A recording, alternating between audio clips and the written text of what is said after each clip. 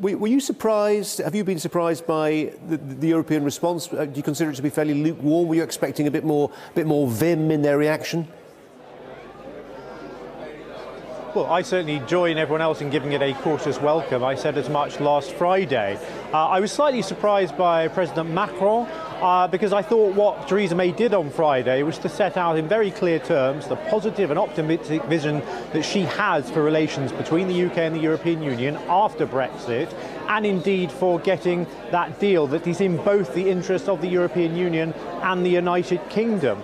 And I think her tone was extremely generous and conciliatory. And I think, obviously the negotiations begin again in Brussels today. And I think she has very much put the ball into the European Union's court.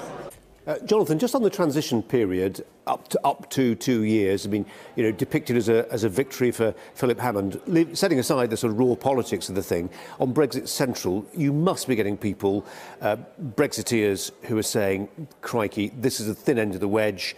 Right now it's 2 years. What's to stop it becoming a 3-year, 4-year, who knows, rolling period of transition? Don't get me wrong, no, there is a sense of frustration among some Brexiteers that it isn't happening quickly enough.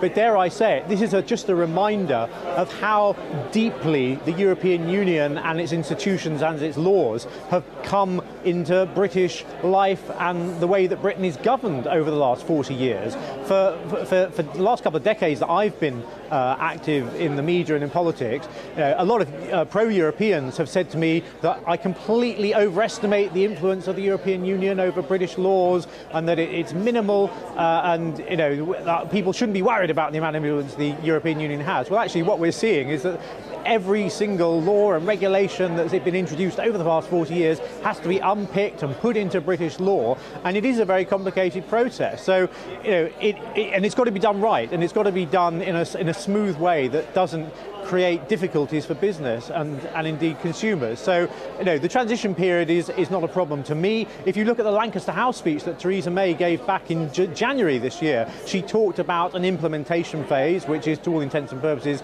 a transition period, but she also said then, as she did last week, it has to be strictly time limited. Jonathan, just a quick one.